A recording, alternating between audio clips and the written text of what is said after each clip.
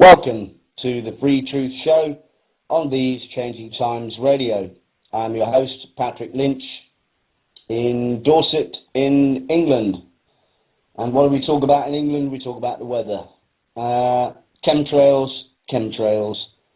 nasty, toxic chemtrails. Oh, and flash floods, and my town was submerged with a kind of harp monstrosity.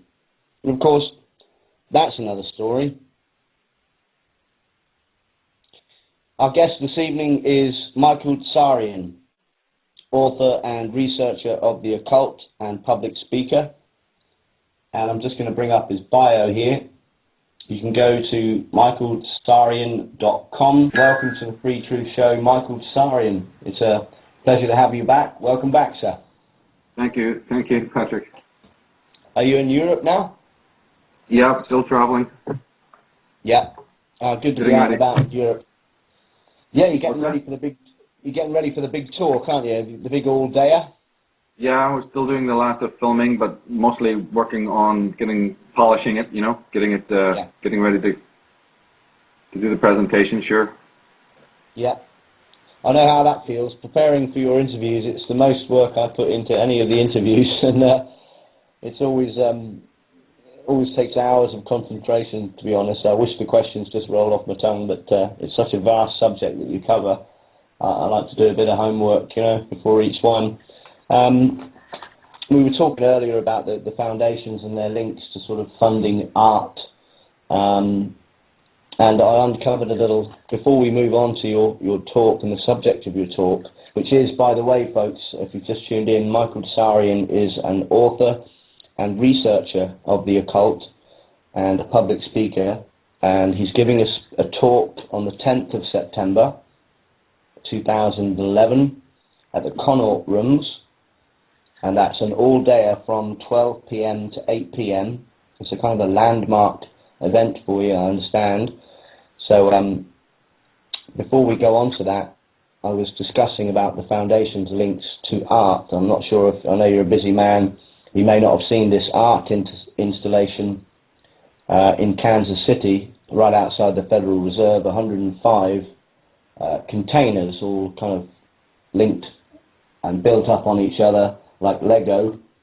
And it says IOU on one side in big white letters and USA on the other. And presumably if it was the other way around, it'd be a different story, a different statement. But it's funded, and I was naturally curious as to who funded this. It must have cost something, security and everything else. And the Federal Reserve must have said it was okay. Margaret Hall Silver Foundation, heir to the Hallmark card fortune, 100-year-old history. You've got Hall's department stores and Hallmark movie channel funding the classics.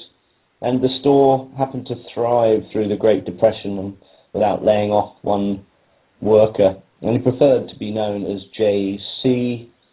He himself died in 1982, but there's links back to the Hall Family Foundation. They built the Crown Centre, which is a bustling residential office, hotel and entertainment district in 85 acres, and a catalyst for development in adjoining neighbourhoods. And it turns out that he was a very close personal friend of Winston Churchill and a couple of presidents. So not bad for a lad that just jumps off the train penniless in Kansas City 100 years ago with a box of postcards, eh? No, exactly, and it's such a common story that even with the Microsoft people, or not just the Microsoft, I didn't mean that, I meant the entire Silicon Valley crowd, whether it's the Larry Ellisons or Steve Jobses or the Cisco people or Microsoft or Sun Corporation, all of this nonsense about them being just local yokel lads working out of their garage. It's true to a certain point, but only to a certain point. Where they got their funding through these massive venture capitalists is such an untold story, or let's just say the occult history of it is an untold story. There's many books on the official rise of these companies, but they stop at the door and they won't proceed to look at these more sinister connections. The ones you just mentioned, for instance, the incredible connections that these venture capitalists have to top politicians, to some very shady foreign royal houses and so on. It's unbelievable that the masses of mankind just simply buy that rags to riches sort of a nerdy, the story of the nerd made good. You know, it's so much bogus nonsense when you know that it's nonsense. But before that, you just believe the Hollywood line. You know? Oh, it gets better. I agree. It gets better. He turned out to be a honorary knight commander of the Order of the British Empire. Yeah. So, yeah, exactly. And what any American is doing, taking any form of knighthood or OBE or MBE is horrifying to me. If an English person took it, well, okay, you know, we can sort of understand that perhaps. But when an American takes it, people who are sworn by their birthright to resist this royal nonsense and to basically laugh in its face. Yeah, an American man should be honored. The badge of merit is his own hard work, his love for his country, his hard graft for his people and for his family, and by his own inherent sense of maverick independence. That's the only badge of merit that an American needs. It's unbelievably, it's just utterly horrific that they would, you know, get down on their knees and take these honorary positions from the British Crown. It's scandalous, absolutely scandalous. But that's been the pattern since the days of Joe Kennedy and even before. Absolutely. But I think that in a way it's a good thing. In a way, it's a good thing because then we know who they are. You see, okay, go ahead. You've got the perfect right as an individual to go and do this. These Colin Powells and, you know, Schwarzkopfs and Giuliani's and whoever else goes and gets it. Well, then go ahead, and then we then know as Americans who you are. So you've just advertised yourself as a treasonous, you know, dog is basically what you've done. In past times, during the Crusades or medieval history times, the public were not so forgiving as today. Less technology. No. Less technology, mind controlling them, I guess. Over here, Michael, you know I live on the south coast in Bournemouth, in Dorset. We had a Bournemouth Air Festival, lots of chemtrail spraying, lots of harp activity on the opening day. And I'm anxious to get your thoughts on this, because I was walking around and I remembered what you said about the coronation being a big ritual. This was a massive show on the beach, along the prom, tanks, big recruitment drive, the Bournemouth Air Festival. I mean, maybe I'm looking too deep here, but Bournemouth Air Festival, DAF, BAF, Baphomet, I don't know. But the whole thing seemed like a ritual to me. Along the prom, there was tanks, kids being encouraged to sort of handle weapons and pretend to fly helicopters, RAF recruiting now. Meanwhile, the whole sky is absolutely drenched with toxic chemicals for a week. Now, on the opening day, our town was hit by the worst flash floods in its history. 60 millimeters, I believe that's a month's worth of rain in 2 hours, and I filmed it all. I even chased after some of the cameramen about chemtrails. But I know it's not a subject you've looked into a great deal, but the opening day of this Bournemouth Air Festival, ritualistic kind of get-together, really. Even the Freemasons of Hampshire had a stall, you know. I just wanted to get your view on big entertainment-type events like this. Is it ritualistic? Well, certain elements of it may be. It's not that individual... well, again, one would have to look at the exact dates as well. One of the ways to prove that anything is... The 18th of August. The 18th of August it began. That's when the big floods were. Well, the only thing I can think of right off the top of my head is that's very close to Bill Clinton's birthday. It's late in the sign of Leo. Other than that, I would say that things that happen around that time are fairly ritualistic because of in ancient times, the rise of the Nile. Now, did you say this was along the coast? Yeah, right on the coast. Yeah, because then, you know, again, I would have to know more about it, but this period of time is somewhat sacred because when the sun moves into Leo, it was the beginning of the Egyptian New Year. And also, it was during the flooding of the Nile. That actually used to begin around about July 25th, but as the zodiac has moved down through the thousands of years, I think it would now be more into Leo that this would have happened. So yes, it is a ritualistic time, very much so. That particular quadrant, a particular sign, the end of the sign of Leo, and then it would be more of looking more precisely at what kind of conjunctions were taking place, where certain planets that are, or even stars for that matter. Leo has some important stars like Regulus, the eye of Leo. I can't remember what degree it is, but Leo is the famous lion, as we all know, but also it's the eye of the lion. Regulus. Well, is very, very important. Yeah. Very important, right, exactly. The lion connection, the whole of the town, for a good 10 mile sort of area around has been lions, art installations of lions everywhere in the most peculiar positions and around town, all different shapes and colours and flags and planes on them and different themes. So the lions have been all over the town for a month. Well, there we have it. Well, there we have it. That definitely does then mean that this was ritualistic. I would say almost 100% sure, just from what you just told me there. The mere coincidence that it's in the latter part of Leo, it's in a very important part of Leo. It may even have been when the sun or the moon was conjunct with the star Regulus, or at least one of the other important constellations within Leo. And not to mention the fact that the opposite sign is also important too, because in ancient Egypt, Leo was important, or this month was important, because what was really going on in the stars at night, because remember, obviously the stars really come out at night, so we have to think about what's in the opposite sign, because that's what the Egyptians would actually have seen when they look up at the sky. It's what we would see today if we went out at night under Leo. And those stars in those days would have been the stars of Aquarius. And Aquarius is very, very important, because Aquarius was originally a feminine sign, a female sign representing Isis and some of the goddesses. And it was also the sign of one of the two fishes that make up Pisces, Fomalhaut. There's two fishes. And of course, it was also the sign of the Baptist, long before the symbolism that's attached to Aquarius now.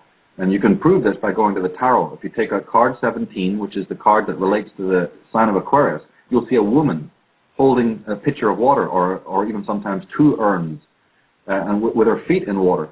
And she'll be naked. So it's like cleansing oneself in water, the fountain of water, or the urns, the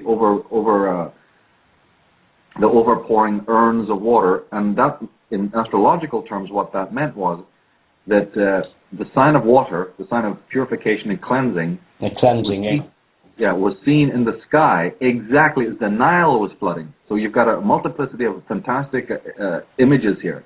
And when the Nile started to rise, that was then symbolized from that period onwards, down through the hundreds of years, of fountains with lions' heads, right, ergo Leo, sprouting water. And so all over the world, you'll see the image of the lion, strangely. Of all creatures, you'd think that has nothing, a desert creature, a bloodthirsty creature, a carnivore, what on earth do so many fountains and so many stately homes and so many statues and civic centers feature this bizarre image of the lion sprouting water? It's because of this constellational dynamic between the baptism waters of which Aquarius represented, which originally came from the rising of the Nile that flooded the land and brought fertility and brought growth. That was considered a goddess. Isis was connected to the waters. And so Isis is rising. You know, Sirius is rising. The great stars are rising. Sirius rises, and the Nile floods. And it floods in the sign of Cancer and Leo. So water and lion symbolism was very apparent. So there you have yourself, you're saying it's on the seaside, where there's lots of water for a start. The sea was always a metaphor for this, for Pisces and Aquarius, because in ancient days, Capricorn, Aquarius, and Pisces, those three southerly signs were known as the Great Abyss. They were actually known collectively as the Great Ocean. They were still divided like we have them today, but they were known collectively as the dark abyss where Horus has to go into the underworld. And before it was, as I say, a male figure as the baptizer, it was always a female goddess, and that was Isis. And if you take out that 17th card, the first thing you notice about it is this gigantic star above the goddess's head. So card number 17, the star, it's actually called the star, and that refers to Sirius. So then that's why the star rising in Leo was the sign that the Nile was going to rise. And that's where we get the nursery rhyme, Jack and Jill went up the hill. Jack and Jill represent the sun and the moon, or the king and the queen. Jack and Jill went up the hill, that's ascending the northern arch of the zodiac, to fetch a pail of water, or a fountain of water. Jack fell down and broke his crown, and Jill came tumbling after, because when the sun reaches the highest point of the zodiac in Cancer and Leo, it can now only do one thing, and that is fall back down the hill, meaning come back down the northern arch towards the winter, and that's what's called fall. The sun is falling down into the autumn and winter months, and Jill, the moon, comes tumbling after. So again, a lot of this symbolism was used, in fact, in non-literary ways. They didn't communicate this normally by words. It would be done through pantomime or symbolism or stories, the Pied Piper, the nursery rhymes, various other idioms, the lion that has these adventures and runs through the ocean waters, and all sorts of symbolism relating to that. On the Saturday, one of the nine red arrows was killed in a crash. Something went wrong. They're investigating it now. We're going to move on from the symbolism and ritualistic nature of events. Webster Tarpley has made a reference. There's an article, Al-Qaeda, US and NATO forces launch Operation Mermaid Dawn. What are your thoughts on that? Mermaid Door. Well, the mermaid again turns up in the Starbucks. Mermaid Dawn. Yeah, Dawn. Mermaid. I think the mermaid is, as far as I know, still also connected to Aquarius. As far as I know, it would still be an Aquarius Piscean. The half woman, half fish is to do with constellations of Starbucks. Yeah. At Starbucks, we find it there, and it goes long before that. It's the enchantress as well. It's the whole concept of morph, the transmorphication, the transmogrification of the human and the animal. And when you see a composite animal like that, I don't care if it's the unicorn or the centaur or the mermaid, it represents initiation of some kind.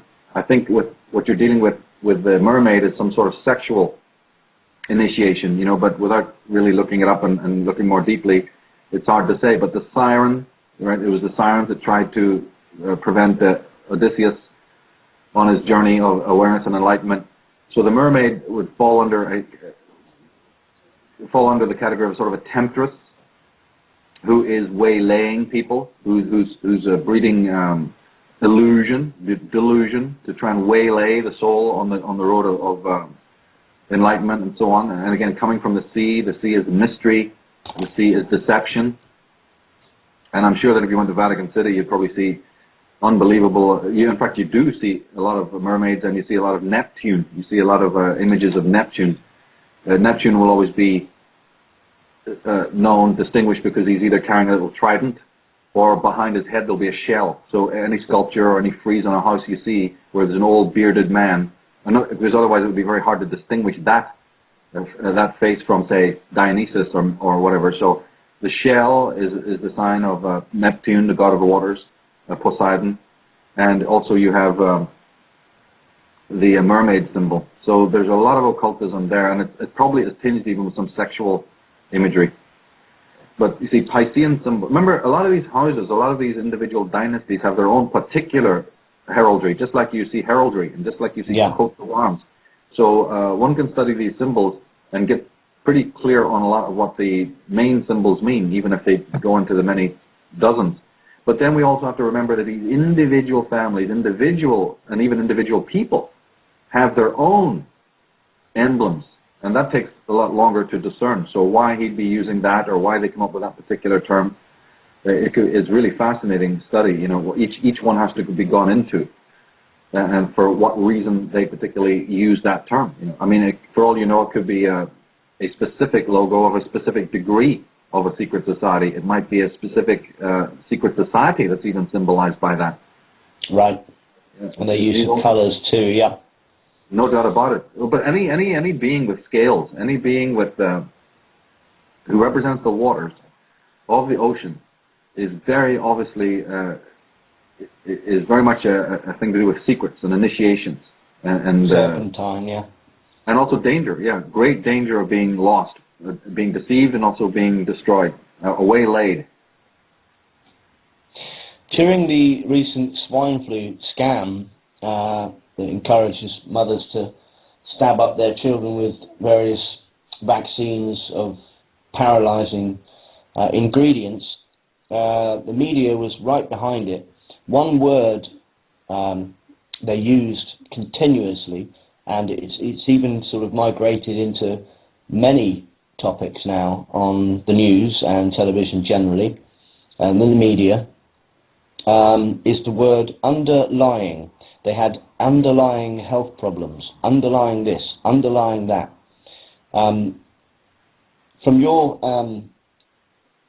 studies of words, talismanic words used in the media as spells almost, to mind control the public, there's an overt use of this one word, underlying. Is it lying, as in not telling the truth under a cloak of benevolence? Are they communicating something there, something different, underlying health problems? Yeah, it's exactly that. It's the first one you said. It's the simple, but yet so transparent, invisible play on words. The underlie, the lie we're giving you that's under.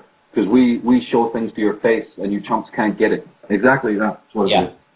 Yeah, we're lying to you, but the only other thing, subject, yeah.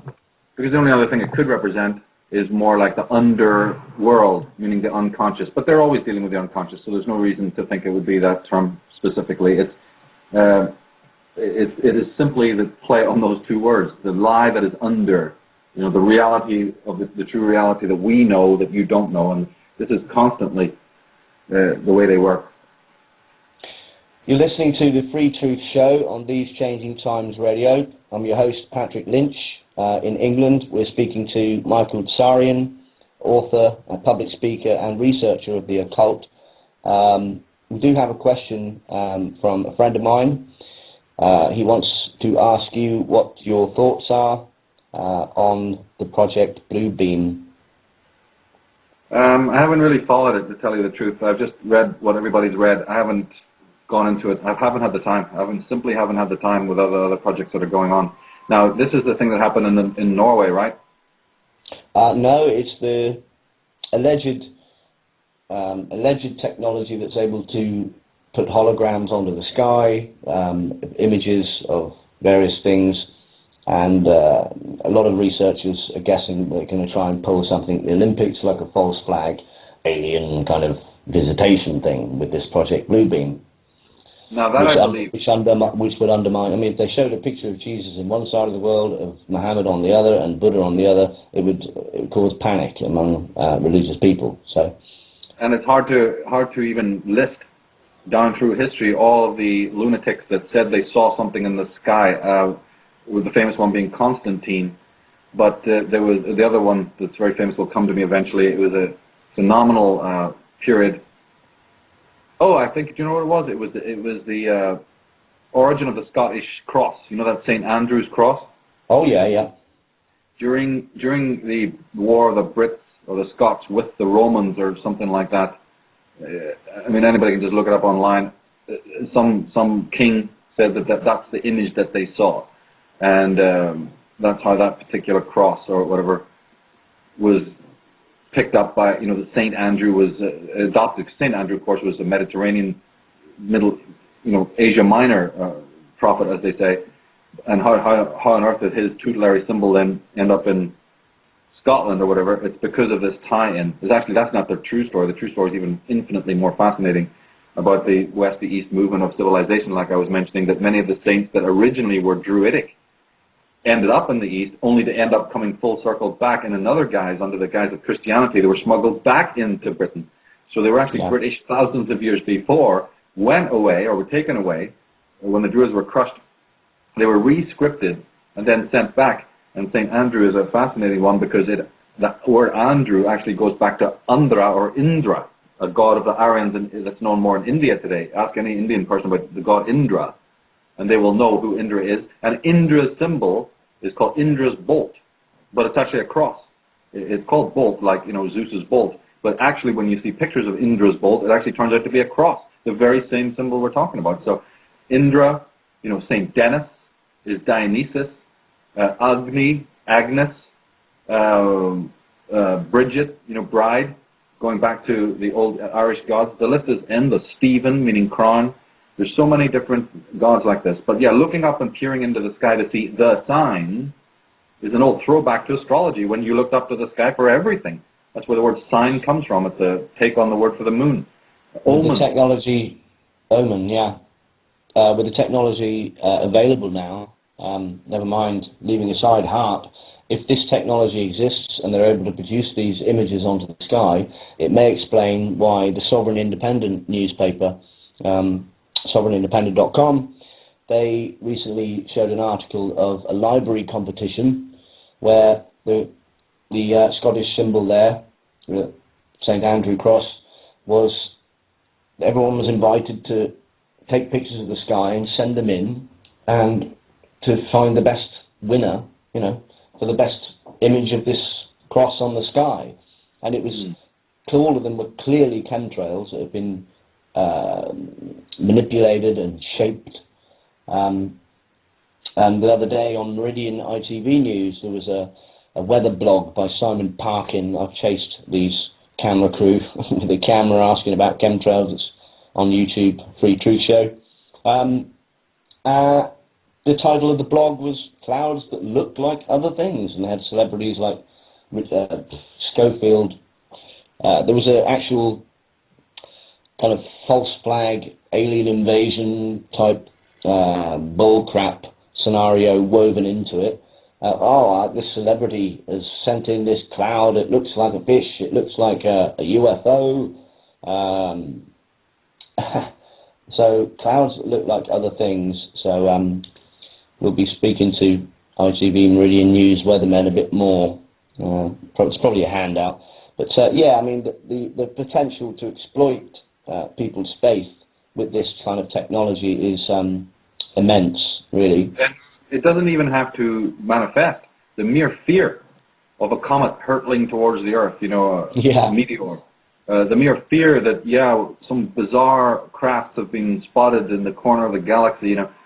I mean, it doesn't take much to drive people into a state of total panic. And they know how to do it collectively. They know how to do it individually, and they can do it collectively very, very easily. Really, it's incredible. And remember, in our DNA, in our racial memory, looking up to portents in the sky is probably one of the most common and deeply embedded, both in a traumatic way, looking up to cataclysmic events which happened, you see. So then looking to these comets hurtling through, that's where we get our witches on broomsticks, and Zeus's thunderbolt, and many of the other illusions in mythology can be understood. I mean, even Poseidon, we talked about Neptune, Poseidon. The meaning of Poseidon is actually earth shaker. Right. Going back to the time when the earth itself was in tumult, you see. And then, of course, the more positive aspect of looking up for the signs, looking up for the seasons, looking up for the weather, looking out, you know, up to the sky for anything. This is all embedded in our racial memory. So the very idea of putting something mysterious, chemtrails in the sky, or other hallucinations that they may try to stimulate from the human mind is a huge part of their arsenal of weaponry. It doesn't mean that it doesn't mean that they all would buy into it and want to do it, but there's always a group within there that worked on this technology and want to use it for this very purpose. Well, for those listening for the first time that aren't familiar with the chemtrail subject, I can tell you folks, it is very real, and it is affecting our health and our thought processes. And I'm anxious to get on to the subject of your topic in your day-long talk at the Connaught Rooms on the 10th of September. I'm going to jump straight in with this one, because I know this is the next level for those who've done their homework. I've been listening to quite a few of your recent broadcasts. As you point out, frequently religion refers to the soul, and psychology refers to the self. Part of the New World Order's agenda is to destroy organized religion, and I wondered, at what point in time does that presumably conscious distinction, appear? When was that distinction made? Well, I don't know about them. First of all, it's hard to say we really have true religion. If you really get down to the philosophical aspect. I mean the separation of the soul and the self in sort of academic terms, rather than. Oh, this is undoubtedly since the birth of Christianity, hardcore. People like Joan of Arc, if you actually go back and read the transcripts of her trial and so on, and many of these other inquisitional type of events, not to mention just the more modern browbeating of individuals by priests, by clergymen, even in Ireland when they used to be called into the house to reprimand, a wayward son or child. They had so many rights, and basically the motif was, how dare you act for yourself? You're selfish. You're a sinner. The complete refrain of Christianity, and I can only imagine in other religions as well, is always to be destroying the self. They keep a certain veneer that they're still talking to the individual, but it's laughable. It's absolutely laughable when you really understand it in simple, logical, sane language.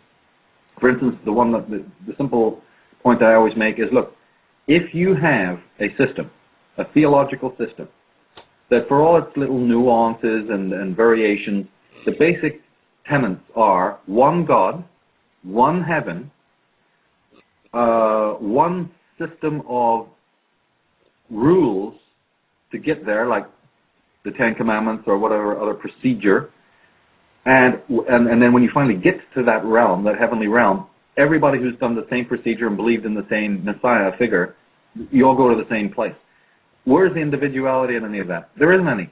One path, one set of code, one kind of obedience, and one heaven and one kind of God. That's it.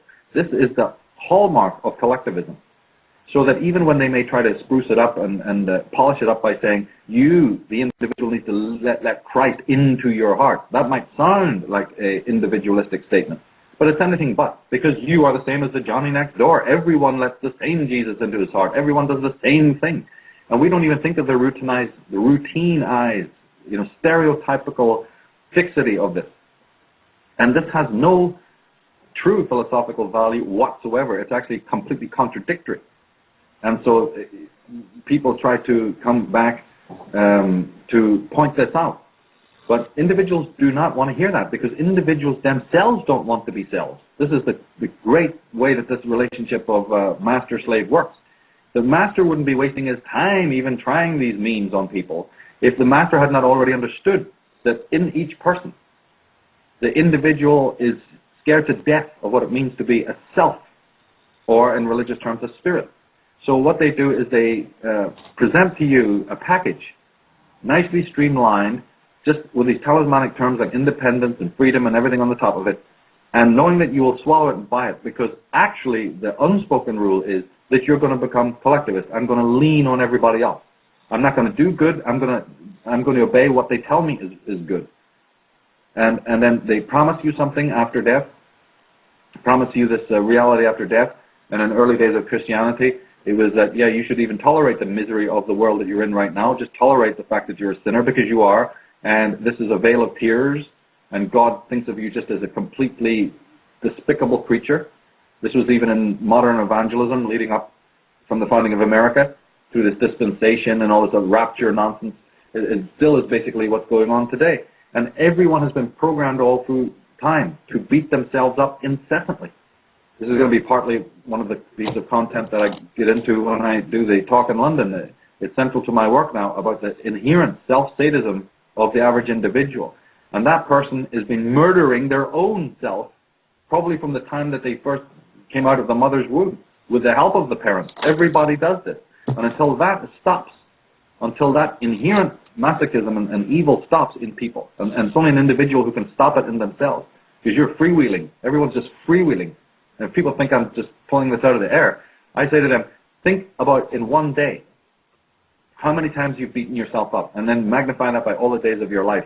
You're not good enough, you're not smart enough, you're not this enough, you're not that enough, you're never going to make the grade, you're useless. And how many people's voices in your head did you hear telling you, you're useless, you're a fool? Even the very simple common thing of saying, oh, you stupid idiot, when you said, you missed that phone call, or you fell for some scam on the internet, or whatever it might be, even that little voice that you hear going, you fool, you fool, you fool, you should have known better. What is that? That's that self-sadism again. It's become so ubiquitous that our own inner dialogue is toxic. We have the inner tyrant, we have the inner dictator, and there is no way to negotiate the outer dictator until we have become fully aware of how the inner dictator works. In the Bible, it says, remember in the Bible it said that thing about removing the plank from your own eye before you try to fix the sight of somebody else? Well, I don't remember that specifically, but I know the cumulative effect of just off-the-cuff remarks throughout one's life can build, or has the potential to build and sort of fester and manifest itself in different ways. It's part of our culture, really, that we take the piss out of each other. It's kind of bonding and fun, but cumulatively, for more sensitive people, it can build up and perhaps manifest itself in later life. Yeah, the madhouses are filled with people who are perfectly normal, except that they were so browbeaten by this inner tyrant, I mean, let's look at it from another angle. The very fact of comparison it falls under this category as well. How many times since the time we were born, how much of our lives, how much of who we actually think we are is based on comparing ourselves to everybody else? It's really something. Now, I'm not ruling out that there's a natural, quite normal need to do that. We are amongst other people, and we do see things we like in other people, the way they stand, the way they walk, the way their mannerisms and so on. I'm not saying that this has to somehow be, stopped. It can't be stopped. We are mimics, and it's a good thing. But what has happened is we have psychologically lost our own sense of self, or let's say that the self that we imagine we are, right, the pseudo-self that I keep talking about, is literally not our true inherent self, because of course it's simply grammatically illogical. The self is the self. It requires no other person or no other entity in order to exist. So the self that we have, that is made up of all of these endless comparisons. How many teenager kids do you know that don't have a poster on their wall of some rock star or movie star? This is what I'm talking about. It's so ubiquitous. And I'm not saying it's all negative. We just have to observe that this is the case, that the thing that we call the self is a total farce. And that simple, basic philosophical and psychological understanding that we inhabit a kind of a costume when we walk around. And the better we perform, the better society likes us. And then we smile because society smiles. And what we do is we go, get away, self. Don't make your presence known to me, for goodness sake. I don't want to be you anymore. I don't want to be myself anymore. And if you examine very closely the behavior of children, I'll give you an example of the other day, because I notice this all the time. I was sitting at a cafe, talking with a friend. A few chairs away, tables away, was a family with a kid. And the kid was about probably 4 years old and started to just mill around the table. Just started to walk around the tables and touch the glasses and just look and peer at other people. And believe me, that kid couldn't get 4.5 feet away before up jumps Adolf Hitler and comes screeching over, grabs the kid, goes, come over here, get back over here. So that is tyranny. Yeah. I don't care what way you cut it. That child cannot physically go 4 feet away from its controllers because it's under control. And the mere simple, random, spontaneous act, no trust is being projected to that child. Oh, a truck's going to run over it, don't you know? Jesus is going to be hit by a thunderbolt, don't you know, if the mother doesn't go over and grab it. I mean, just all hell is going to break loose. It's going to implode in a ball of fire. You can't let it go around and look at other people. It's theatre as well. Some mothers like to show that they're overtly caring for their children because they feel under pressure themselves through programming. I was on a bus the other day myself, pretty much the same kind of situation. And I overheard a conversation about a mum, the hairstyle that the school might not approve of this toddler. This toddler must have been 5 or 6, with long blonde hair, and she was worried that the school were going to tell her to cut the hair, She actually used the word, it's conformity. I'm worried about him not conforming at school. She actually said the word, That's right. Now that's programming from TV, isn't it? Yes, it is. It's complete programming. It's not the same thing as what they call sociological, not adjustment, that's pretty much a negative word, acculturation. Acculturation I'm not against.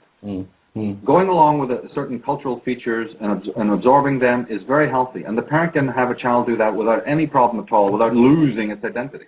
What you and I are talking about here is a far more extreme, pathogenic thing that really causes breakdown. It causes neurosis, number one. All people become neurotic. And those mothers you say that do this, or the fathers that do this, yes, it's partly a presentation of their child to the world. I mean, again, that's allowable. That, you know, everyone wants to show off what they have made or what they've created. But then that gets out of control, and there's an exhibitionism involved.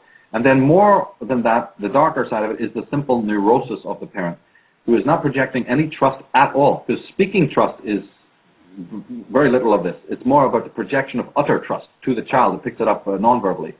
And then it's the neurotic paranoid fear that comes through the programming of other parents, or maybe the parent's own childhood of fear.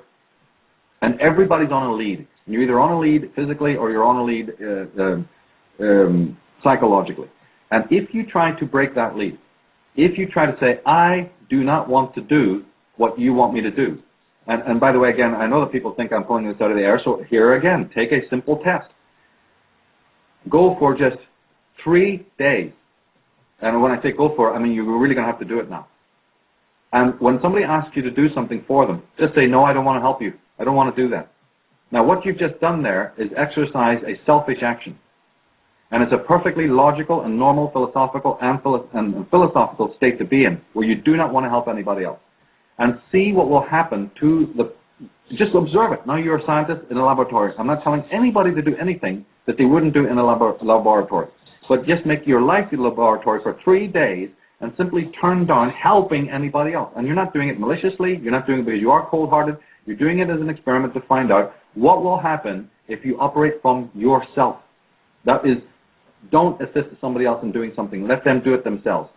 In fact, even by people listening to me what I'm saying, their minds are going crazy because there are all these thoughts about, well, that means I'm cold-hearted, but I really want to do things for people. Saying that will go against the grain of what I want, because as a self, I do want to help other people. We're into a complete second and third chapter miasma to even bring up the point of saying no, because in some South American countries, they actually have that. There's people who live like that, where if you say, could you help me, mow the garden today? The friend will say, no, I'm not interested in doing that. I just want to sit here. And that's considered normal. Nobody interferes. Yeah. The Inca or the Quechua people, I think, they have this rule where that's fine. They understand that you want to be in your own space and be private. And there's no violation of that privacy. Today, there's not even the question of privacy. There's not even the question of it. It is a complete talismanic word that has no validity at all. And we are the first ones to break it down. We are the first ones who don't even know what a private act is. And if you tried a little experiment like what I've described, which is basically simply just the act of establishing a privacy, watch the living chaos. And then come back to me and tell me that love rules the world. The moment that you assert one iota of privacy or selfhood and watch the reactions of people, it is not love, nor does the feeling that you have for yourself love. It is criticism, it is scathing, it is self-sadistic, and it is also repressive. It's repressive to yourself and it's suppressive from other people. Do it yourself. Do the experiment and you will see that love plays almost no role in our social conditionings except on a very superficial level. And that's where we need to go. That's what we need to understand. You mean like a moral obligation? You bet. A moral obligation is not love. The constant violation of a self is not love.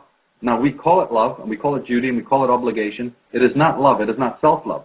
And all other kinds of true love, including divine love, come from self-love. If you don't love the self, you certainly can't love anyone and anybody else. And those are the hardcore facts that never going to change, no matter what philosophical school arises in the world, no matter what religion, no matter what rubbish people tell themselves through the whole of their life.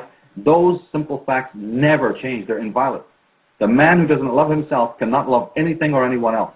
And that's another step that people need to understand. But I just boil it down to simple tests that you can do, purely experimentally. And the reactions that you will see from other people when they actually think that you're holding to yourself are not ever, except in extraordinary circumstances where people go, they have that true respect for your boundary. And try to do it. Try to find out who's got respect for your boundary, or do you have respect for other people's boundaries. And people, all these superficial, stupid, idiotic lies that we tell ourselves about, love and brotherhood will just crumble to the ground. That's when you do the real homework and you really find out what these human relationships are based on. We're living in a lab, really. We're being tested all the time like lab rats, and I see the result of mind control manipulation through the media. I see the result of that very clearly and worse than ever. One example, I was in a bus station the other day. It's no smoking now. It is against the law to smoke in this bus station. I'd like to see the law. I bet there isn't one. It's a designated public place. That's interesting, isn't it? Designated public place. I thought the world was a public place, and I need to designate it. And up comes this chap, and I have every sympathy for him. Up comes this chap, about 30 or 40, a bit disheveled, but looked like he still lived somewhere. And I have every sympathy for someone who walks up to somebody. I was rolling a cigarette of tobacco, and I intended to go away from the station and smoke it on the side and comply because I wanted to get home. And very seriously, with the most deep, intense eyes, walked up to me and said, "You know it's against the law to smoke in this bus station, don't you?" Very serious. And I just thought to myself, "Oh, you poor fella," But what I actually said was, forgive my language, I said, "Tell you what, why don't you piss off?" And which wasn't the best way to deal with it. And he said, "Well, you can be reported for smoking here. You'll be reported." It was very odd. And I said, so that's the mentality of weak-minded people now. They're easy prey to this mass mind control media manipulation. I do see it. It is like a big laboratory. But please carry on. Oh, just the policing of each other. Yeah, it's been going on for centuries. It's definitely articulated to what I've just been speaking about. This anecdote you've given is fantastic because that is exactly what happens in the closed society of the global village. The global village will be each person policing themselves. You won't actually even need a police force. Each individual will be so programmed, so invasive into your private space, so utterly voided within their own space, because the person who invades your space and your sense of privacy has none of his own. He's not self-contained within him. He's a vacuous, empty vessel, which is what you saw, the vacuousness of the individual was repulsive. And then they can only feel good in life if they've actually achieved something or done something in the day, if they're coming to sit on your back, like a monkey, to tell you what you know. And then they do it with the assumption that you know. Like he said, don't you? So he's assuming that you're him, that he and you have something in common. You could be from another planet. You could be on a completely other philosophical wavelength. But the fact is that no, he's assuming that you are a member of the public like he is. So each person is taught to think and see other people as they are. And that's that collectivism again. There's no seeing of your individuality. And as I said, if you assert your individuality, you're going to be in deep, deep trouble, right all the way down the line. My first thoughts, when you mentioned the title, The Posthuman World and the End of Evil, was that perhaps you meant the conscious opposition, the battle against the New World Order agenda of transhumanist brainwashing, and the reference to the end of evil being the elites twisting everything upside down in regard to terminology, i.e. good being evil and vice versa, evil being good, the elites turning it upside down. I know you plan to not concentrate, talking about the talk now, to not concentrate on the mechanics of transhumanism, but to delve deeper to the core understanding necessary to protect oneself's mind from what you term psychic pollution. Can you expand on that a little more? Well, that's where we need to go. And I think that we're all pretty much familiar with the gadgetry. We have to be. The movies have been showing it for at least 30 years, going back to even 2001 and Space Odyssey and Star Trek and fantastic films. Even going back to the Doctor Who's, for goodness sake, and the Blake Sevens. I don't think anybody can be in any delusion about what it means to be a robotic human being. But when the focus is on the technological aspect, we forget about the ideological aspect So my work is on posthumanism is almost exclusively on the ideological aspects. It's how we as slaves become, like we said, listen to the inner tyrant, and how we buy into this globalistic agenda. Nothing that they do is without our assistance. And it's to give tools of immunity to those who really do want to say, yes, I am continuing the process of graduation to be, you know, a knight in shining armor. I want to continue this fight. And so just in my life, as I've had to learn these things, it's time now to communicate them more largely to a larger audience, because it's like gradation. There are initiations even on our side. You may start as somebody who says, I want to fight this global evil, but there's lots of challenges that come along the way. So if you want to continue in that process, you need to be continually graduating with deeper forms of knowledge. You start here, you move here, you keep going. Well, the talk is the posthuman world and the posthuman world and the end of evil. I'm trying to clear my mind to a subject.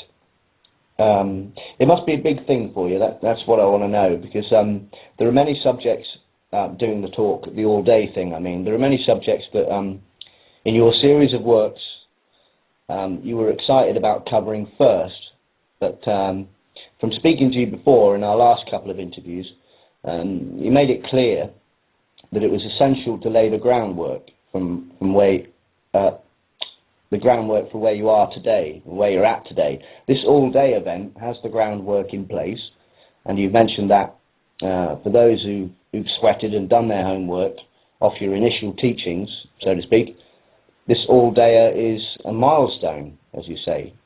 You've prepared the field, you've removed stones, and for those who are ready, it's the next step. What is the next step, Michael? Well, technically, it's the arrangement of the evening, of the day.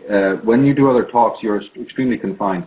So even though I've got the solutions, and I'm very satisfied with how I've always done it, whether it's on a radio show or whether it's on a stand-up talk in a venue, I'm satisfied with what we've done so far. It's just that I've always wanted to tip the balance more so that we have less time for the preliminaries and a lot more time for the solutions, so that they can almost all be covered.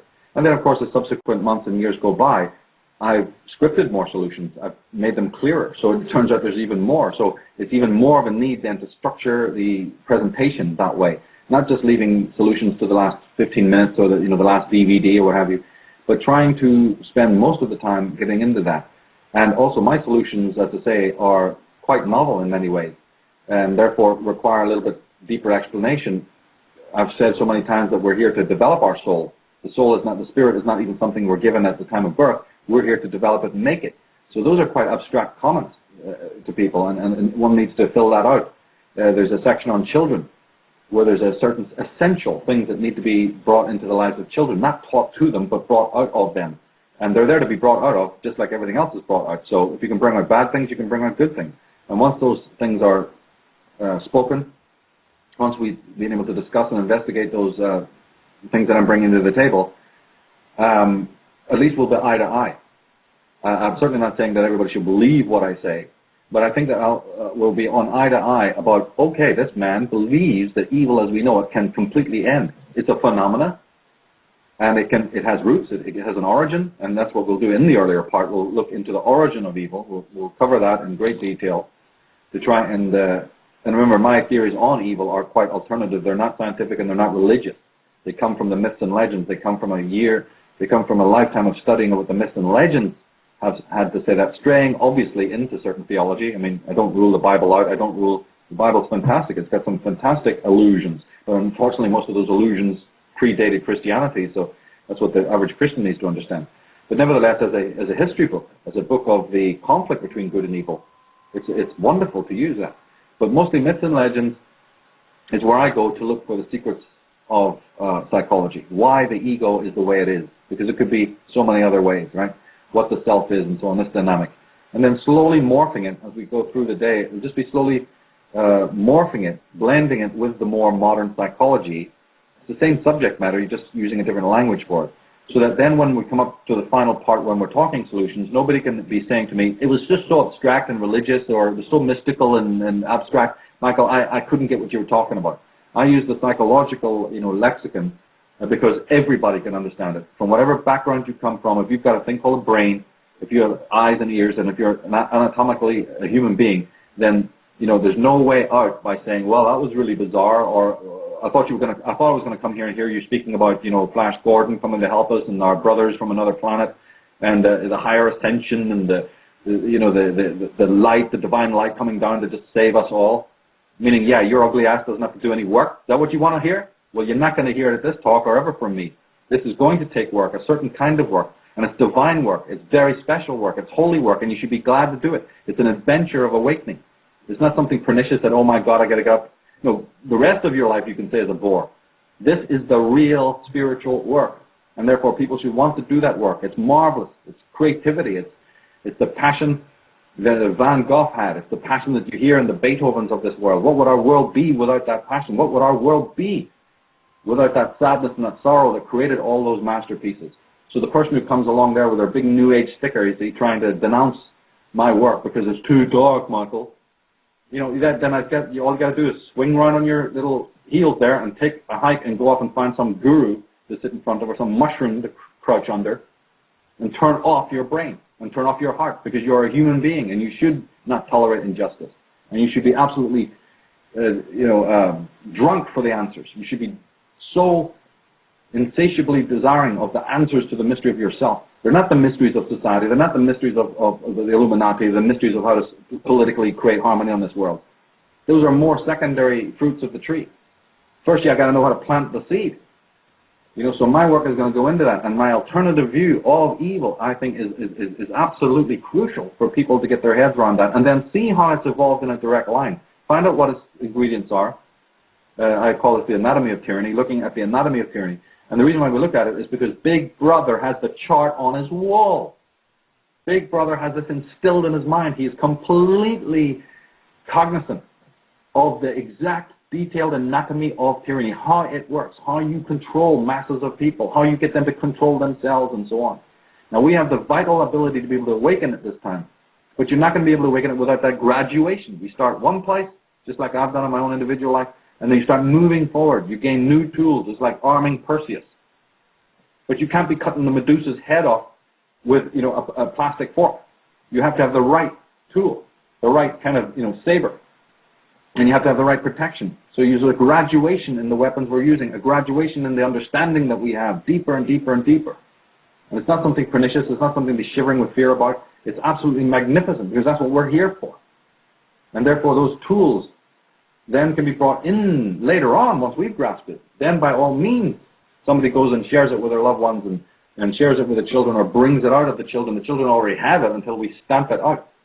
Because in the lives of most children, as I've already repeated, and I'll repeat again, we are the tyrant. So now a tyrant cannot fight a tyrant. A thief cannot be jailed for stealing from a thief. So this is the problem that we're in, not to mention that we're all, in the end, fighting with the weapons that they've been handing us. We are the creatures they've made us. And there's no immunity there. Fighting with the weapons that they've given to us, or fighting in an inauthentic way when you're weak, is useless. You're actually going to empower them all the more. There's many metaphors and movies about this, about how much you shoot at this thing and it just gets stronger and stronger and stronger and stronger. It's feeding off your ignorance. But there is one inviolate weapon against tyranny, and that's knowledge. And that is, it's a simple rule in one way. And that person, knowledge isn't just handed to you, in one go. It's an evolutionary process. It's like going through a maze, going through a labyrinth. And it's a journey of discovery that has both elating moments in it and also very deeply fearful, depressive moments. But you can't rule those two things out. They're there together and must be developed together. And the sum total is that when we're so empowered with this kind of knowledge, when we absolutely know what a self is and what a soul is, then we're immune. We're absolutely untouchable. Nothing can violate our presence. And then we have guidance from higher up. Then the real guidance is able to enter, because there's not all this junk in the way. If you've surrounded your house by all this clutter and junk, how can anybody, even the postman, get up the garden path? Well, it's the same with the spirit. We may talk about higher selves and divine guidance, and I know that that exists. It's there. But how dare we speak of that when our own house is in a state of complete and utter turmoil? When every drunk has been pissing under the stairs and fouling the place out. The walls of our own sovereignty, you see, are down. It's like what would happen on a biological level. We'd be infected by every kind of antigen imaginable. So that's where we are psychically and emotionally. Our emotional and psychic doors are wide open, and they have been all our years. And there's an immense fallout from that, both in medical health, mental health, and also an emotional disturbance of people today. And that weaker Pillsbury boy, that weak, plasticine creature that we've become emotionally and psychically, that's the creature on strings. That's the lunatic you met saying, you are not meant to smoke here. I will report you. That's the very people you're going to be working with in their jobs. That might even be the person somebody's marrying, for God's sake. That is the trouble. We're surrounded on all sides by these weak, psychically weak, infirm people that Big Brother can just push around, move about like a golf ball, from shuttlecock from one place to the next. And that individual lacking systemic sovereign power, what does he do for his stability? I've been saying it from day one. He leans on everybody else. And that's your herd, that's your hive, that's your collectivity. And the Big Brother just comes down and says, global village, done deal. Thanks, mate. Thanks, world. We've gutted you psychologically, archetypally, and you're so weak that you're crawling around like a headless maggot. You don't even know what's going on. And so you lean on everybody. It's a big cluster. All this nonsense about oneness that you hear about in the New Age movement. Oneness of what? Oneness? A giant paper-mâché, hideous Quatermass monster of broken cells? You're going to sell that to me as being the solution? I don't want to see a broken shard saying, hey man, we're all one. I want to see a man standing on his feet, tall, his head in the clouds and his feet deeply in the earth, remembering his ancestors, remembering his history, strong on his mountain, not needing gods to be propped up, or other human beings and their foibles, not becoming dependent on others, or himself desiring that others become dependent on him. Only when you have that kind of sovereign individuality can you take on the vermin that feed off of this. I've said before, if you see rotten meat, don't blame the maggots. If you see a sewer full of rats, that's because that's a natural phenomenon. So if you see these vultures in the chairs of high places and the corridors of power, they're there for a reason. They're just there. We have manifested them. We have given them the power. They have no power. In fact, even in numbers, they don't have any power. And psychologically, they have no power. The power they have has been taken from elders, from people who are very, very clever, through sleight of hand and through sorcery, and also by our complicity. But once you find out our complicity that they depend on, it's a very old science, very well understood science, and it seems to work every time, so why not keep using it, That's well, where they are. They bought into it. They're the ones who control themselves. You see, in one sense, yeah, they themselves are creatures of the hive. They've murdered themselves, and they live in this hive mentality, and they think it's good, and they've reaped the rewards from doing that good that is the socialized good. And therefore, they say, look, why don't you want to be like me? Why don't you want to join the fraternity and wear the ring? Why don't you just plan up with everybody? One ring to rule them all, right? Why not just go along to get along? This is the power. Collectivity wouldn't work without a certain carrot. It has certain attractive factors. It's nice to be wanted. It's nice to be liked. It's nice to have friends and socialize. And I'm not ruling any of this out. As I said, I'm not against acculturation, and I'm not against mercurial assistance one to the other. The elite system appeals to the earthly pleasures and doesn't promote the fact that you're laying the seeds for your own destruction, as you say. Right. I have a couple of quotes from you. We are talking about the nature of evil. Quintessentially, that's what we're discussing. One of the quotes, all of those people that buy into the ideology of evil are themselves making a colossal mistake. Evil is the antithesis of nature. The natural order is in perfect harmony and perfect balance. And you end by saying here that that which is evil is in contradistinction to those natural laws, the laws of nature. And you mentioned the Achilles heel. What is it? What is the Achilles heel within evil? Well, that's a very long story that we have to get into the talk. I can't even begin to preview it right now without a lot of background. But all I can Could you give us some kind of a summary? I know it's very difficult. You want to save something for your talk. It's very difficult because there's many approaches to get to that part. I would have to investigate 4 or 5 other alternative views. for instance, some of the views are this old catastrophe that happened in ancient times. So there's ingredients of the tyranny, under the subject of the ingredients of tyranny. We have to visit in the DNA with the cataclysmic events? Exactly. I have them all listed, and it's in a certain order, and I don't want to break that order because then, see, my stuff is already so, it's people find it, or at least they use an excuse that it's so esoteric that they just, not get it. So I have to be very, very conscious of that and make sure that they can't find a bolt hole. And the way that I do that is to make it as eloquent and as articulate as I can and as structured as I can, so that we're moving step by step by step, so that at least I know I'm going to have critics. By all means, let me have critics. But then I can counter those critics by saying, and exactly what section are you talking about here? Are you repeating me correctly? Did you hear me properly? See, I have all of this other stuff that most people don't even know goes on. I have to handle it. I have to deal with it. I've got to deal with the backlash. There's people who get it like that and go, Michael, you don't even have to say it. I got it. I got it. I got it. And I wish the backlash of the shadow, you call it. Yes, and it's fine too, except for the worst versions who they don't listen to anything and they just want to slander you no matter what. I'm not talking about those kinds of people. I'm talking about the genuine people who are really going to find resistance to what I'm talking about, because they've been so counter-programmed by this other, world view or the New Age movement or religion or whatever. And I want to engage those people in the right way. And the best way to do this is say, what specifically is the issue that you have a complaint with? What rubbed you up the wrong way, or what made you feel that this wasn't totally authentic? And I want to be able to get into it. And my whole way has always been that's why people have said, Mike, your programs are so long, your talks are so long. There's no way around that. I had to think about that in the early days of whether I should do it that way or not. And I just said, look, why should I not do it that way? What am I going to do? Do a sound bite and throw a lot of bells and whistles at people, like some 30-minute Ripley's Believe It or Not, and just bamboozle people with a lot of lights and bells and whistles visually, and then try to cram my life's knowledge into like 40 minutes or even 30 minutes? No, I'm going to not do that. I'm going to fund my own programs and shows to be lengthy, and so that I at least then can be as understood as possible and get all the things that I know, and most of it is even, a lot of it anyway, is in real time. There's things I'm learning that need to be turned around almost in real time to the people that look into my work. So it's a very exciting thing. But the one thing that has to happen is that you can't just throw out anecdotes. You have to sort of build, these bigger theories have to be built up. There's a great deal on the nature of neurosis, on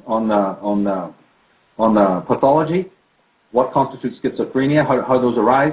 We're starting off with that in the early stages about what constitutes some of these, basically what will constitute the perfect human 2.0. What will he be like?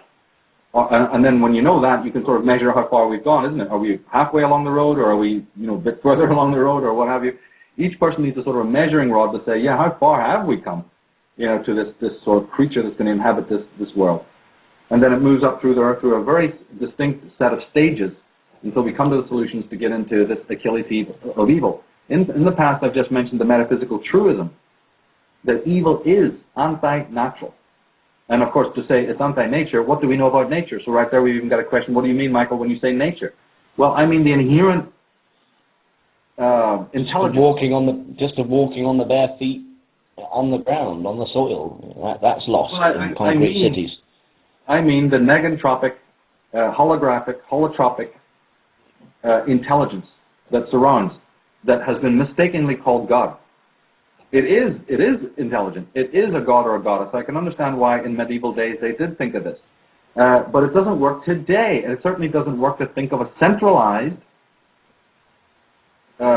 self-contained, remote intelligence, which is called God, right? That doesn't work. It doesn't even hold scientific logic. That intelligence exists, but that intelligence is ambient. It is atomic. It's in everything. It's in a little flake of sellotape sticking to the side of a wall. It's in the chewing gum. It's in the atoms. It's in the guitar strings. It's in everything that you look at. So that knowledge is omnidirectional. It is completely plastic.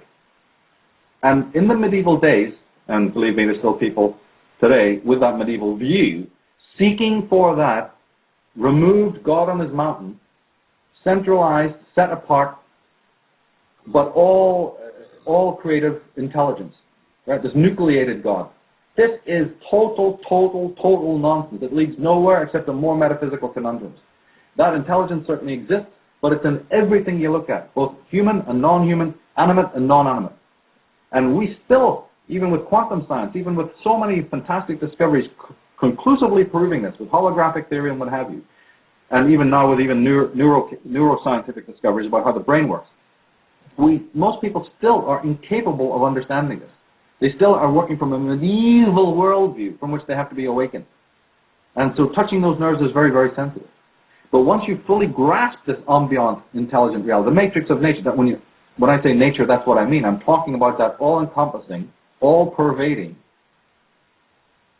ambient intelligence that's with you, all around you. It's the light, it's the air you breathe, it's every single place, it's in your body, it's everything you do, it's everything you think. It can never be anywhere else except close to you. Tennyson said in one of his poems, "Nearer is it than hands and feet." Right? It's closer to you than your own body, this reality. There's no looking outside for it or into somebody else. Nearer is he than breathing, and nearer than hands and feet. And when the person you're talking about, what's the end result of all of this, is to have an individual step into that inviolably, not just for a few minutes, not just for a few seconds, now and again in a magical moment of euphoria, but it's an absolute ownership of that state. We are kept outside that state by the barbed wire of not feeling worthy, because we've lived amongst a chorus of voices saying you're a sinner, you're not worthy, you're a failure, you're nothing. You see, all of that stuff and then we embody it. It's called the superego. And so I take people through all of this matrix so that they can be under no illusion. I want people to be bringing their note papers, bringing and writing stuff down and taking notes, not just of the sources, I always recommend that, but even of the individual points, because I'm creating a tree of life the right way up to it, because we've been living like with an inverted tree of life. You mentioned inversion earlier about how they invert the good and the bad. Well, yeah. I've spoken before in my Outsider series, I've spoken about this thing called this hideous inverted tree of life, a dark, pestilential thing with shame and guilt at the top of it, and other syndromes, you see, that began it.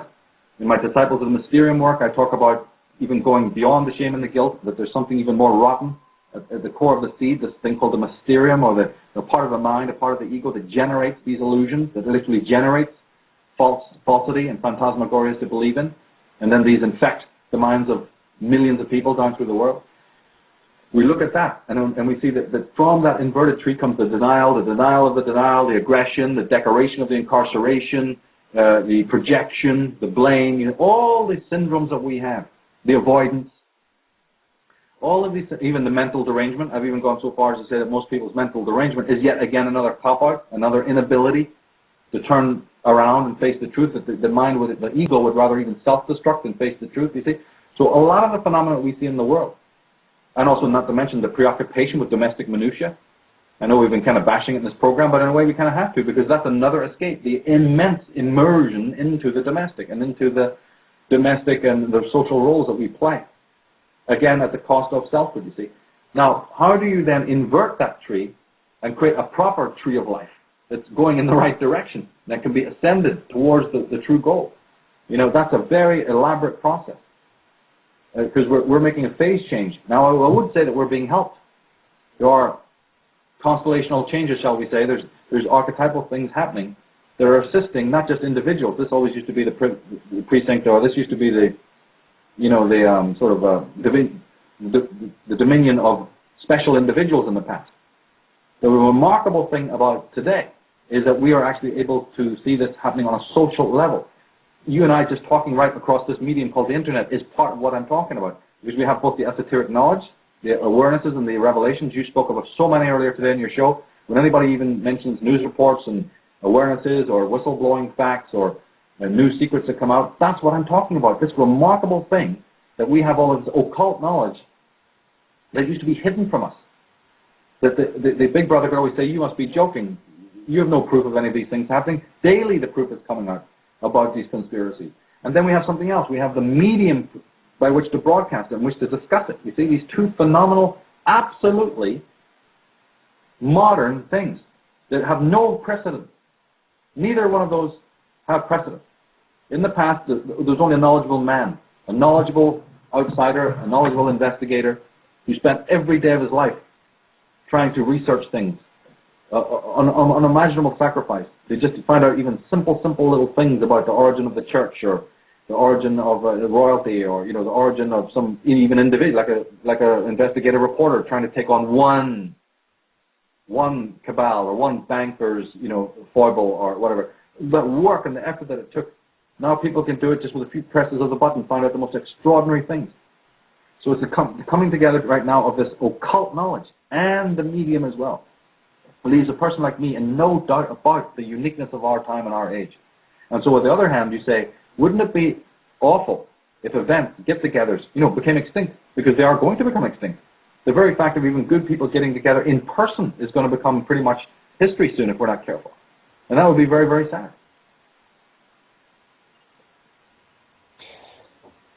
You speak about the physical catastrophes, cataclysmic events that have embedded trauma in the very makeup of human DNA today. Also genetic interference.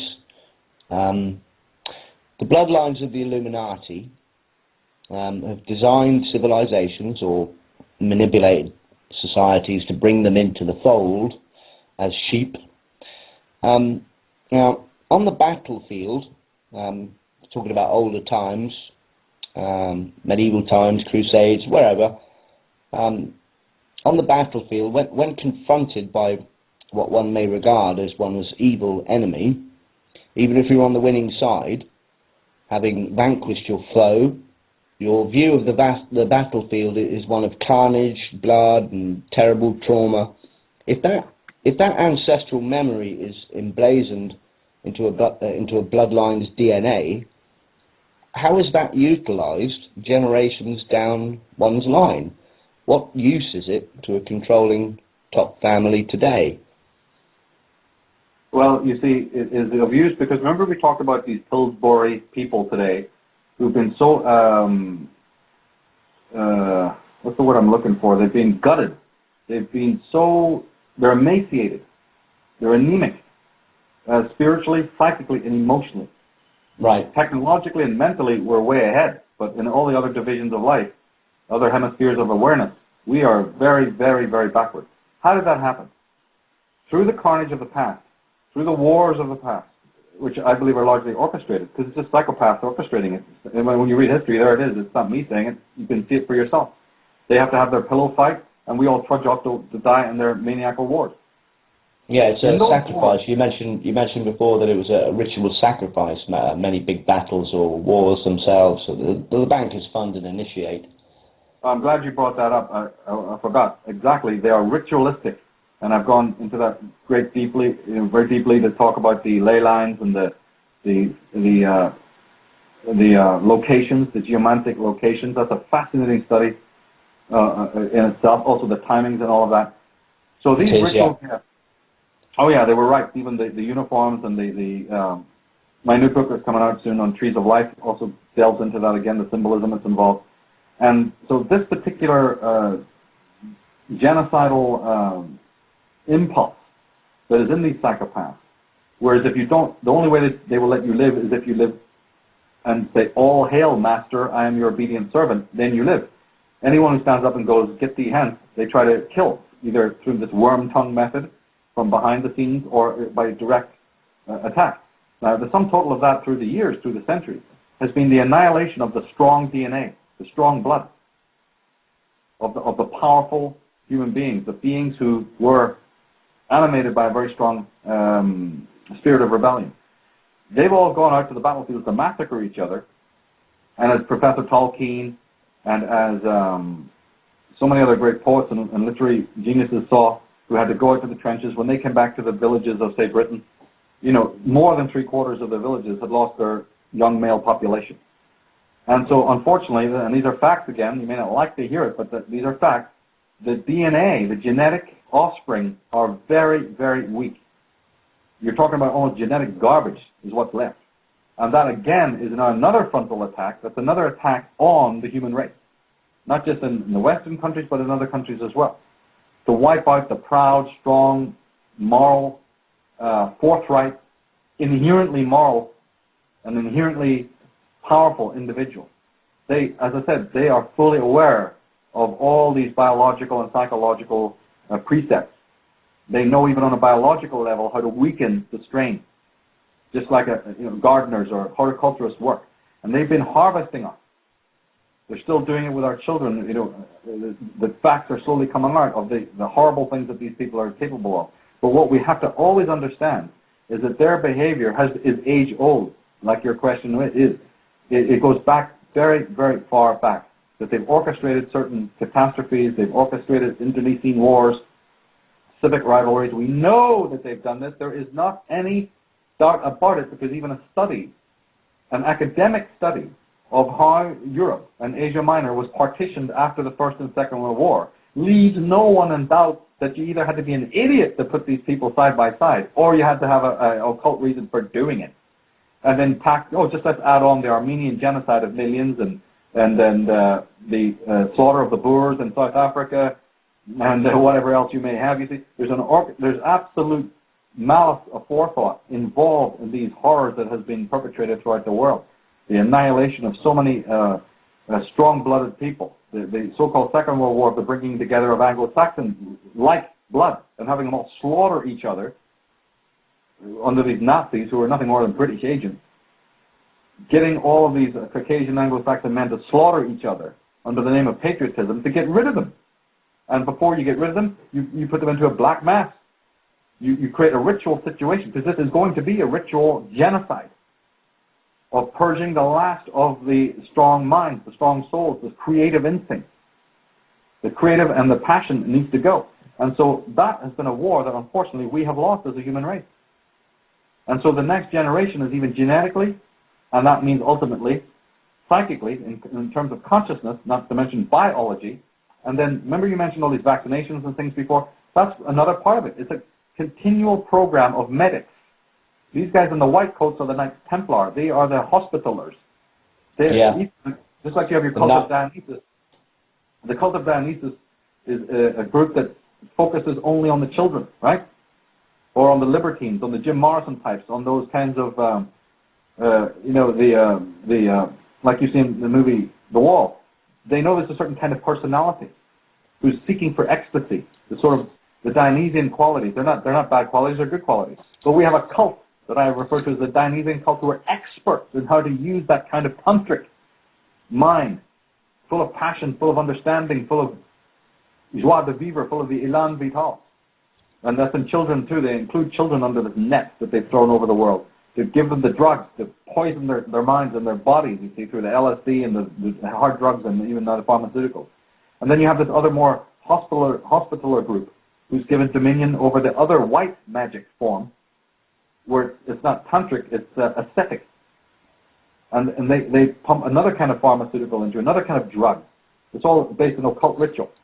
And that's to weaken your DNA, to weaken you and weaken you and weaken. Oh, this kid's a rebel. Let's bung him full of, drugs to keep his rebellion. He hates you. He's divorced his parents at 5 years of age. He already knows it's a lie. He's divorced the world. He's divorced the teachers. And he's divorced the bloody parents. We better, inject him right now and keep him in line. Have him sitting there like a zombie, like a candy floss. You could just slap around. No sense of individuality. It's through the drugs that they've done it, but through centuries they've done another form of massacring. And that's through these wars, the 100 Years' War, the 30 Years' War. All sorts of purges that they've managed to accomplish. The list goes on. The Druids is one of the earliest ones that I focused on, the genocide of the Druids, that barely gets a footnote in history books today. Yeah.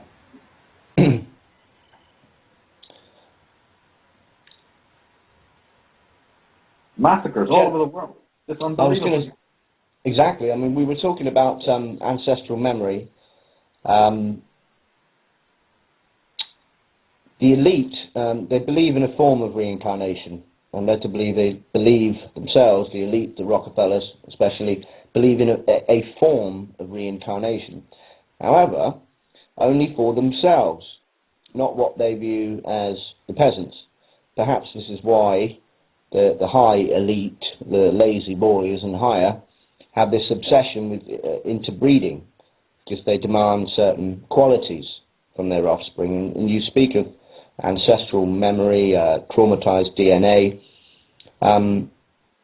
General Patton in the Second World War, you were talking about the movie there, another movie, Patton, which I recommend people see.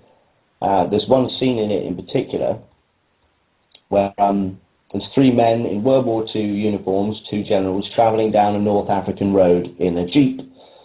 General Patton, hold it, turn right here. Driver, but sir, the battlefield is straight ahead. And Patton says, please don't argue with me, Sergeant, I can smell the battlefield. And Omar Bradley says, apparently he said, he was out there just yesterday, George. So he points with his riding crop, it's over there, turn right, damn it. The jeep goes off the road, passing some turbaned North Africans on donkeys, and then comes upon some Romanesque ruins. Patton gets out, General Patton gets out, followed by Bradley, and in the film, a haunting echo of horns plays in the background as if replaying some ancient charge of a long-forgotten battle. And Patton says, this is a quote from the film, and I know he believed in a form of reincarnation, that he was generals right through history. He says, it was here, the battlefield was here, the Carthaginians defending the city were attacked by 3 Roman legions. Carthaginians were proud and brave, but they couldn't hold. They were massacred. Arab women stripped them of their tunics and their swords and lances, and the soldiers lay naked in the sun 2,000 years ago, and I was here.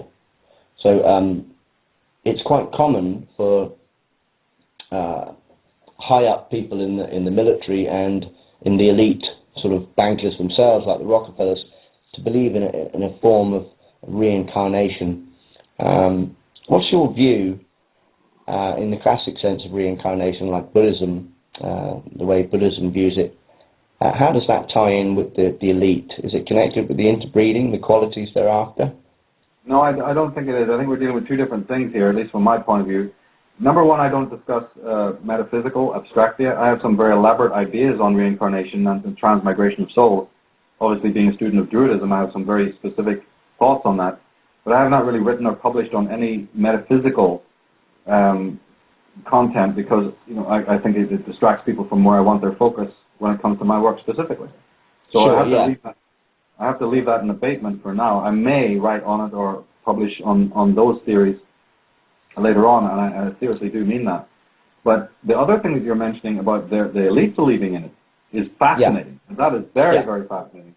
And this illusion that you bring up about General Patton and others have had it, it's not based on anything real. It's certainly not based on a genuine understanding of reincarnation. It's a symptom of schizophrenia or of deep-set neuroses. These are symptoms of pathology. Well, his dad apparently read him Homer's Iliad, which he memorized as a kid. So memorizing something that vast and intense when you're that young is going to play out at some level subconsciously later. So you may be kind of programming yourself to believe you were a general for Napoleon or whatever, Well, that's a good word, programming, because that, I think, again, hits the nail on the head. It is auto-hypnosis. That's a good way to look at this. Bram Stoker, the original creator of the Dracula books, actually wasn't the original creator of a vampire legend. That was Lord Byron, or Lord Byron, to be specific, about was Lord Byron's doctor, Dr. Polidori. But Bram Stoker, the Irishman who created the book Dracula, was a very sickly child and was told endless ghost stories by his Roman Catholic mother, who used to scare the bejesus out of him, and his mind was always haunted, you see, by these incredible demonic stories and ghost stories, and she was well up on Irish folk tales and stuff. So again, there's a classic example of what you're talking about, how his greatest work in the end turned out to be the story of the vampire, because he himself had been so identified with these sort of spectral and otherworldly characters. So yes, and it is that. It's literally an identification either through personal fascination and in the mind, fantasizing, and of course that's a good thing as well, letting the mind imagine and conceive. And now Patton was known to be an egomaniac, so it's very easy for a person like that to overinflate themselves. And one of the syndromes that comes up with a thing called inflation complex. People can look this up, inflation complex, the capacity that the mind does. Again, we all need it, but a lot of people unfortunately take it to a massive extreme, and then they have these messiah complexes, or what we know as megalomania. And then it's from that these people toy with the idea that they've been around forever, and that and there may be even something darker, more demonic. I mean, I actually, in my work on the archons, on my work on the macrobes, I think a lot of these people's minds are possessed. I mean, in a very, very demonic way. They actually do literally, they are animated by entities that have long lifespans. And then that brings me up to also mention the fact that they're always been for centuries trying to find the actual physical elixir of eternal life. In my Taroscopic tour, I talked about the fascination that they have with silicon. In fact, I even talk about that in Atlantis book. But I took another route to it in the Taroscopic tour, where I talk about the carbon versus silicon dynamic, and how these technocrats, why they have been funding these ancient occult secret societies from Europe, have been funding the Silicon Valley experiment. They're behind the technology because in my take, the technology is twofold. It's one, to be able to vacate this planet. So that's where the rocketry and the rocket science and many of the other things that you think of when you think about technology, and you think about MIT and NASA and Lockheed Martin and all of these groups. That's one aspect, but just the physical vacating of the planet and the requirement of the technology that will require. And then there's the other part of it, which is the seeking of the soma, the seeking of the elixir of immortality. And this is the cybernetic creature we're talking about at the beginning of the interview. That's key to the whole posthumanism understanding of the tomorrow, is this idea that either through drugs, they try it through hallucinogenic drugs, through the animated muscaria and all these other various concoctive ways that they've tried through the centuries, loosely under the name of alchemy. Now alchemy has proved to be chemistry, right? Chemistry becomes biochemistry. And so they're still seeking for this physical elixir. And it's questionable whether even in ancient times there were the gods. That all that simply meant was human beings who could live for very, very long periods of time. My mind is as open as anybody else's as to that. I don't rule it out. I think there may be a way to prolong life through substances, and there may be a way to prolong life through a technological, or now they say genetic means. But if you study the logos and the emblems of the gene groups, these genome projects, you'll soon see that they're using the same biblical and the same Dionysian symbolism, Templar symbolism of the old Dionysian cult when they used to mess about with magic mushrooms and stuff. So there's a continual discovery here. Yeah. Yeah, there's just a continual process. Yeah, sorry about that. That was just our cue for how much time we've got left. People can... Do you want to finish off what you were saying there, Michael?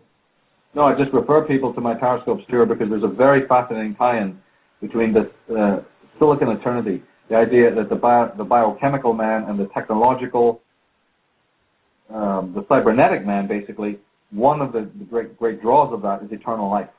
That if you can, upload your unconscious into a virtual sort of reality, you not only have all the experiences that you could possibly have, but you may even have eternal life, a type of a virtual mental eternal life. This is what we also have to watch out for in the countdown to the global village situation. Well, it's been a pleasure once again speaking to you, Michael Tsarion. Your talk is on the 10th of September at the Connaught Rooms, Covent Garden. That's from 12 to 8 p.m. And people can see Michael's website at michaeltsarion.com, and also the YouTube Unslaved Films channel. All that remains is thank you for your information and sharing your views on the world with us, and your teachings, and we really appreciate it and hope to speak to you again soon. Same here, Patrick. Wonderful questions, wonderful interview. Thank you so much for inviting me. Appreciate it. Much appreciated. It's my pleasure. All the best now, Michael.